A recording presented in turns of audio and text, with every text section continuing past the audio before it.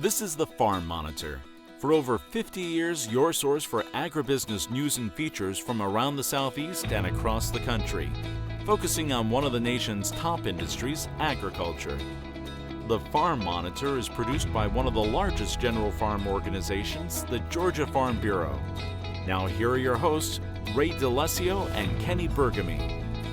All right, first off, thank you, Mr. Announcer, for that great intro. Secondly, thank you for tuning in to a special edition of the Farm Monitor. I mean, they're always special, but this one is extra special. Yes, this week we're celebrating a milestone, the return of the Sunbelt Expo. Last year, of course, it was canceled due to the pandemic, but not this year. Coming up, who took home the honor of being named the Swisher Suites Southeastern Farmer of the Year? John Holcomb spent a few days at Expo and talks one-on-one with the winner. In his first Expo as Dean and Director of the College of Ag and Environmental Science, UGA'S Nick Place goes head-to-head with other university deans at the cow milking contest. Now, let's just say the man has some serious skills. However, the show, not all Sunbelt related. A bit later, we're going to share the story of a Georgia doctor and how he credits apples to possibly saving his life. So much to get to, and it all starts right now on the Farm Monitor.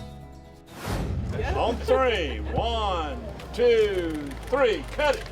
All right. And with that, Sunbelt number 43 was off and running. The annual ribbon cutting in front of the Spotlight State, always a fun time. Georgia getting off to a great start as a number of producers took home some hardware at the annual hay contest, including a clean sweep in the category of legume baleage. As far as attendance, crowds were back as well, and that certainly put a smile on the face of Georgia Ag Commissioner Gary Black. Let's just start here home, but to be able to have this from a regional standpoint of folks come and stay, and that's a decades-long expectation of this time of year is good. It's good for students, good for exposing, and we're back together. That's what it's all about, and I'm literally looking forward to seeing the family today too. Of course, no Sunbelt Expo would be complete without the annual Willie B. Withers Luncheon, which recognizes the Southeast Farmer of the Year.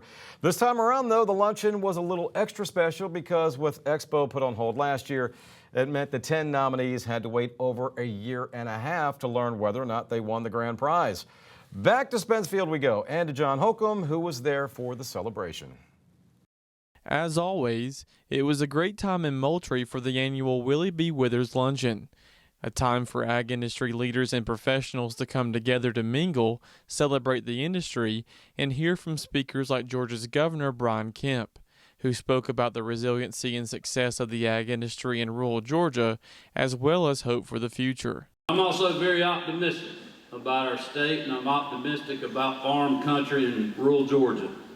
We've done so many great things, and we're going to continue to do that, working together. Things like rural broadband, championing economic development projects in all parts of our state. We had a record year last year in the middle of a global pandemic with the amount of investments and the amount of jobs that were created in Georgia. I still want to slap myself when I say that. It's just so hard to believe because I never would have thought that, a year ago. But that's exactly what's happened. And over half those projects and 74% of those projects and half of those jobs have happened outside the metro area, many in rural parts of our state, many. And that's what we've been pushing, and we'll continue to do that. Of course, though, the main purpose of the luncheon is to recognize the Swisher Sunbelt Expo Southeastern Farmer of the Year, a tradition since 1990 that had to be put on hold last year due to COVID, and was something they decided they didn't want to be held virtually. Last year, when we were trying to figure out what to do with the program, we realized very quickly that the Farmer of the Year program wasn't a virtual program. We didn't want any farm family to not be able to come to Moultrie and experience the Sunbelt Ag Expo, the 10 winners to meet their 9 fellow winners as a group in person, and the 275 that's come before them. Of the 10 state winners, it was Bob Hall, a farmer for more than 40 years from South Carolina, that took home the grand prize. Main fruit is strawberries. We do peaches, blueberries, blackberries, raspberries, and then we have a whole variety of vegetables that goes along with that. But it's all about direct marketing. Pick your own CSAs, local stands at 3 different stands where we sell from. Hall, of course, was surprised and humbled to be chosen as the overall winner, which gets him a $15,000 check, along with a number of other prizes for his operation, including this new tractor. It is truly humbling. The other 9 men were just more worthy than I was. I felt like to win it. So it's a very humbling experience to be representing South Carolina, because I know a lot of good farmers in South Carolina, as well as I know over the Southeast. So it's a very humbling experience. Reporting in Moultrie for the Farm Monitor, I'm John Holcomb. Well, you know, it's never easy building something from scratch, but that's exactly what Georgia Farmer of the Year Lee Nunn has done in a short amount of time. The Monitor traveled to Morgan County for a look at Lee's expansive operation that encompasses many different sectors of agriculture. Despite working in the construction business out of college, Lee Nunn always knew that his heart belonged to farming. And at the age of 29, he finally chose to make that leap. It's a decision that 17 years later, he has no regrets about. In 2005, I got up the nerve to plant my first wheat crop. A parcel of my wife's family's land came available, and I think it was about 50 acres, and I planted that. I was nervous as I could be. I think I went out every day until the seed come up, and it did, and had a good year, and just progressively grown every year since then, and have been blessed with some good crops and good people around here to help. And what a journey it's been, as Nunn has built those 50 acres into more than 1,500, growing some of the staples of Georgia agriculture, all while also running 2 other successful businesses on the side. Still operate, my construction business is still going. It's an ag construction business, no residential construction. We do pole barns, outbuildings. We run a small ag trucking business basically for local farmers who are in need of hauling commodities during the year when we have time. We obviously will haul our own commodities first, and then we do that on the side. Those trucks have been plenty busy over the years, and a big reason those successful yields is a rotation schedule that hasn't planted the same crop on the same plot in back-to-back years. We have a strict rotation schedule here on the farm. I'm a big believer in rotating crops. We've got enough land to where we can rotate. And another thing is spreading the labor and spreading the workload out through the year. I like to spread out, from wheat to corn, to some early soybeans to cotton, and then we'll come back and double crop soybeans behind our wheat. Basically what that does is spreads our load out through the year of working. We're always busy all the time, but it's not too much at one time that we can't handle. Lee's success and some of the things he's done within the industry, just one sampling of why he's Georgia's Farmer of the Year. It's an honor that caught Lee by surprise. I was very surprised. It was humbling news, to be honest. Us farmers, we most of us work very, very hard at what we do, long hours, long days, and accepting recognition is a hard thing for a farmer. And for his secret to success, it's a mixture of plenty of hard work and a little bit of perseverance. In farming, things go wrong every day. I mean, there's something. It's how to minimize those mentally. It's not the end of the world. The sun will come up tomorrow. I try to think about, my family and what actually I'm doing this for. And many more years to come, as Nunn believes that being a farmer was his calling in life. I love watching things grow. I love planting the seed and watching it through, through harvest here. I love operating equipment. I have since I was a kid. I like to turn the dirt. I like the smell of dirt. It's just it's a good way of life. More from Sunbelt after the break, and then later. This practicing physician says apples are helping to keep him alive. They're also the main ingredient in what has become a very successful business for him.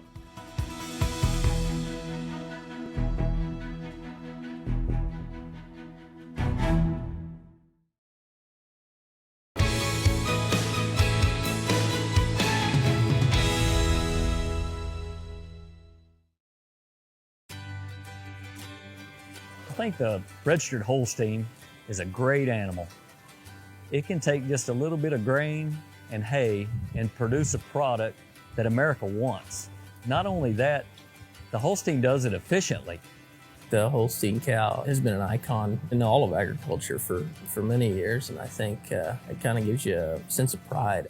The registered Holstein allows us to do such a variety of things and allows us to put a variety of products out for our customers. We're a Holstein family. We've been working with the Holstein breed for over 100 years. Every single animal in our herd is registered. It's really important to know the bloodlines of the cattle that we have. It lets us know where we came from, and it also lets us know where we're going. The registered Holsteins have been a big part of our life just because it helps us to constantly keep thriving and improve on the next generation. Each generation just gets better and better. I mean, from 30 years ago, 20 years ago, 10 years ago, it's pretty amazing where things have gone and how these cows can produce. And we chose to go with Holsteins because we feel like that animal gives us the most versatility in terms of what she's going to eat in a day and how she converts that to milk volume as well as components. And we're very pleased with the output of the animals, the docility of the animals, and they're built to last. 100% of my success on what we're doing here is because of the registered Holstein cow. She's got the size and the capability and the genetic diversity that we can make her adapt to whatever the markets want us to do. We produce a lot more milk with our Holstein cows, and we say that in cheese making because that's extremely important to have high milk components for yield. Milk is king in the Midwest, and there's no cow that can produce milk like a registered Holstein cow. I think they're very efficient. I think they make a lot of pounds of product, so you start talking about fat and protein, they definitely make a lot of pounds of fat, pounds of protein, and that's what we're ultimately after. For us, being that we have a creamery and our components mean a lot to us, and we've been able to achieve a 4% butter fat with the Holsteins and good protein. So we feel like the registered Holsteins have just been a real efficient cow for us. I think what really makes the registered Holstein cow the perfect cow is that we as breeders can decide what we want to work with and really develop that to bring more value to my operation. We know that we can only control so many factors that go into making milk on our farms, but that the cornerstone of milk production ultimately is the cow. And to achieve the goals that we have for our cow herds was by working with ultimately people that were smarter and more knowledgeable in that area than we were, and that led us to the Holstein Association. I think the Holstein breed's making some tremendous progress in the fitness traits to go along with the way they excel in production. That's really the pairing that we've needed, and I've seen a lot of progress to stay relevant, to stay productive, to stay profitable. It's quite a challenge. The only way to work through it is by having enough information. The best part about having registered Holsteins is you have this wealth of information basically at your fingertips. Holstein USA, I've always looked at as really a collection of data. They have to take that data, process it, and put it back out in a form that the consumer, being me, can use. I think the registered business, registered Holsteins in general, has opened up the world to us. I think it's important for everybody to realize that the dairy business and dairy farming itself, it's in your blood. It's something that you love, it's our passion. We truly believe that if we do a good job here, we provide a tremendous product for the consumers on the other end. The Holstein cow is really a cash machine, from the value of her calf to the value of the milk she produces in that subsequent lactation. Nothing in livestock agriculture can beat a Holstein cow. Speaking of Holsteins, our coverage of the 43rd Sunbelt Expo continues. Great crowd on hand for the annual cow milking competition. Surprise, surprise, plenty of trash talking going on here. In 2017, while at the University of Florida, Dr. Nick Place won this event. Well, this time he was back as UGA'S Dean of the College of Ag and Environmental Sciences, taking on two other deans, both of whom are from Florida and Auburn, which of course added fuel to the fire. Folks, I witnessed it myself, and let me tell you, the man can milk a cow, okay? He was a milking machine. Dean Place, your 2021 two-time Expo cow milking champion. So on the football field and whatnot, we are competitors, but when it comes to things with agriculture, the research, the teaching that we're doing, the extension outreach program, that's all about working together and figuring out what we can do to really help society and help us advance and making sure that we have a safe, secure food system into the future. That's what this is all about, to create some enthusiasm, some excitement for those kind of opportunities that are out there, for sure. Well, that wraps up our coverage of Sunbelt 2021. Up next, when he's not diagnosing patients, this Georgia doctor is hard at work in the kitchen, dicing, slicing, and mashing apples to use for a byproduct of what got him into apples in the first place. The story of Pitt's Original when the Farm Monitor continues.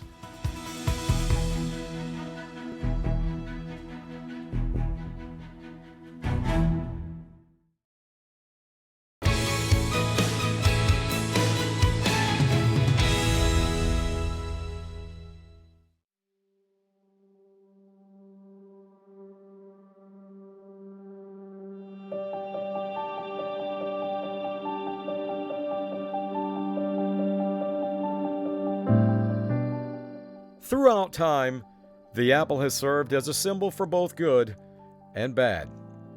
Temptation, sin, revival, even love. It's also been said that an apple a day helps keep the doctor away.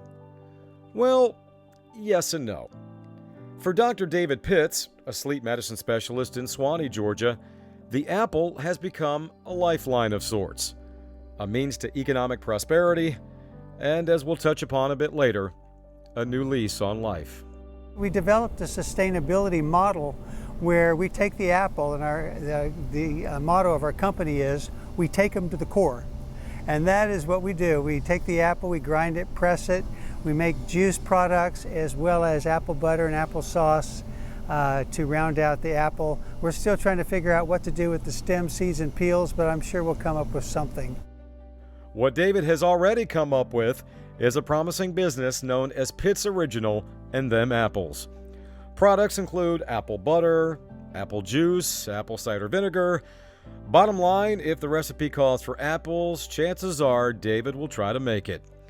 He tells me his relationship with apples all started the moment he consumed his very first bottle of hard cider. One sip, that's all it took. And from there, the Pitt's Original brand was born. Naturally, when one hears of David's story and the fact he's a doctor, they often wonder and question, what does someone in medicine know about agriculture or ag-related products? Simple answer, David, who is from Missouri, actually has a farming background. My father bought a farm back in the 50s, and that farm has stayed in the family, and we found a perfect spot of land there for an orchard of 280 trees, and we put that in maybe 2 or 3 years ago. They're now starting to bear fruit, and that's going to be another source of interest as I transition into my next stage here. I'm hesitant to set a goal.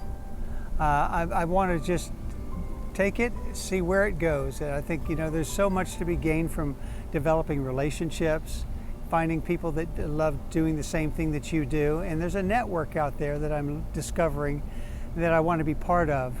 I don't want it to become something that's onerous. I want it to be something that we can truly enjoy, that it's something that is fun and not stressful. And I think we're on our way to doing that. Now, aside from all the health benefits of apples, this business, this adventure involving apples, has so many benefits for David related to his health. You see, in 2007, at the age of 49, David suffered a massive heart attack and tells me he is lucky to be alive. Suffice it to say, Pitt's Original, it's more than just a brand, it's therapy for David. It is therapy. I enjoy coming and just not having to think, just do something, and that does allow thought process to come in. Some people think that I'm just completely obsessed with projects, and I think that I am. I think that going through an experience like that, where you know that how life is so tenuous, that you take on opportunities as it may be your last. And I don't want to be morbid about it, but there's a lot of things that I would like to do before that time happens, and this happens to be one of them. David, however, isn't alone on this journey. Right by his side are the people that mean the most to him, his wife and children. They all play a role in the success of Pitt's Original, and according to David, they all have one common goal, and that's to make the business a part of the family legacy. Big kudos to my wife, Dana. She's my director of possibilities, and she always has good ideas. So I stick with the ideas and do the work, and we make progress. We all have our different areas that we can bounce things off of, and it's fun to have something that we can, bring together when we get together. In Doraville for the Farm Monitor, I'm Ray DeLesio. It's a great story, Ray. Thanks so much. Now, finally this week, starting up a new business can be a scary proposition for many, since creating a budget, a marketing strategy, and a contact list require plenty of time and expertise. But as Damon Jones reports, the new Georgia-grown Innovation Center in Metter can help with some of this, thanks to a unique partnership and state-of-the-art facilities.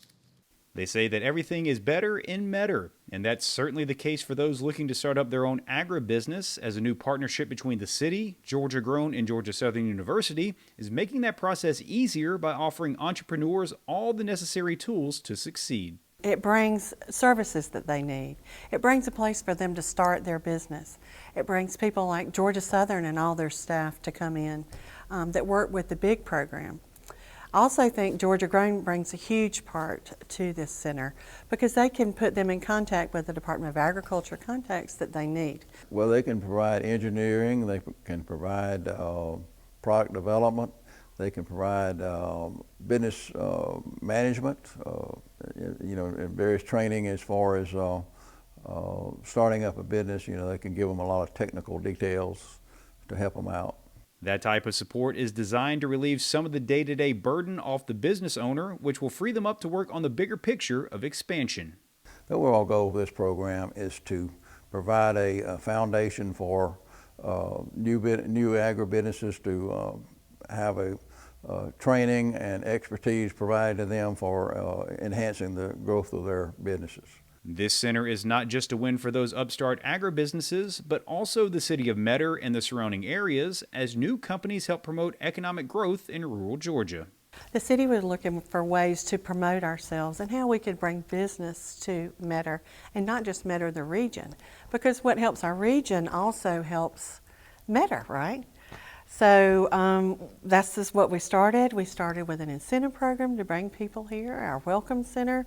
We made it Georgia Grown, and this is how it started. So the incubator came in later. That incubator started off with Better Fresh Farms, a hydroponic farming operation that sells produce around the Southeast, and now includes more than 15 different companies representing various sectors of the agricultural industry. And if all goes to plan, that's just the beginning. One of the things that we've just completed a feasibility study on is a shared kitchen space.